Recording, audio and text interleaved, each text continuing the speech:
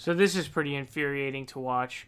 This is a terrible clip coming out of MSNBC, one of the worst media organizations to ever exist. Seems like MSNBC is just out there just to simply hate Bernie Sanders at every turn. They're just haters. They want to hate on him as much as physically possible. And in this segment, they're going to absolutely attempt to rail Bernie. Let's hear this out. And when 6,000 more people come out for you in an election than your nearest opponent, we here in northern New England call that a victory.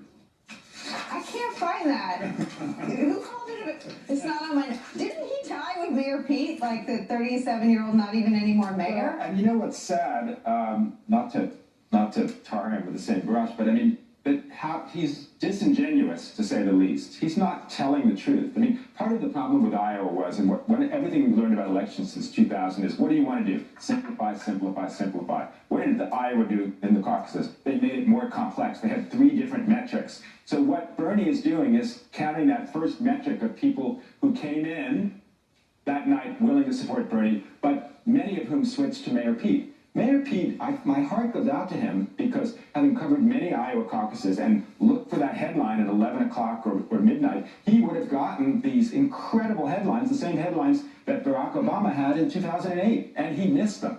So in a way, Bernie got a break because people don't see him as the loser.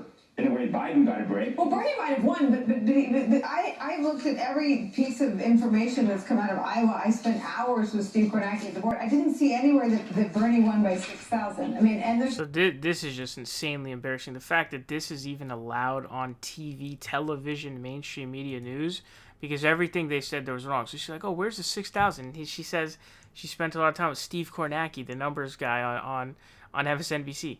He won the first round, which that's the real popular vote. You know, if you go, oh, well, which one? You know, oh, well, in the second round, he only won by 2.5K, which he still won by 2.5K. It's still winning the popular vote, and by a lot, by the way, 2.5K in Iowa of a margin of victory is not small. But the first round is the actual popular vote because that's when everyone votes who they want to vote for. That's their first alignment, okay? The second one is like you're forced to go to someone else because those are not viable. So the real popular vote is the first alignment. But even if we want to say the second, but in the first alignment, he won by 6,000 votes. And so I don't know what the guy's talking about how he's not telling the truth. No, in the first alignment, he literally got 6,000 votes, and that's the real popular vote contest because that's where people actually vote for who the fuck they want to vote for. So... And then for them not to know that 6,000 number is really, really embarrassing because the 6,000 number was very, very open and very clear. And then the guy feels bad for Pete Buttigieg, the guy who they cheated the election in favor of?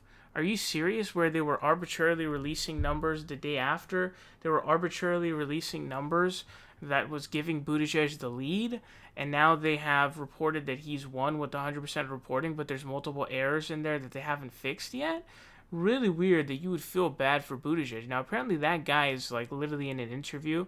He said that his job was basically in the State Department to be a propagandist, so he's literally doing propaganda here, and unfortunately, a lot of people are going to fall for his bogus bullshit because they're just going to watch this and they're just going to believe whatever it is he's saying is true, even though literally none of it is true.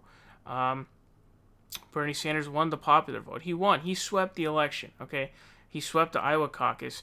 You should be feeling bad for Bernie Sanders because he got stolen that momentum, and then Pete ended up getting momentum in exchange. Like, his numbers in NH are now higher because of this Iowa election. So why would you feel bad for Pete? He's the beneficiary of cheating, okay? So that's hilarious to me.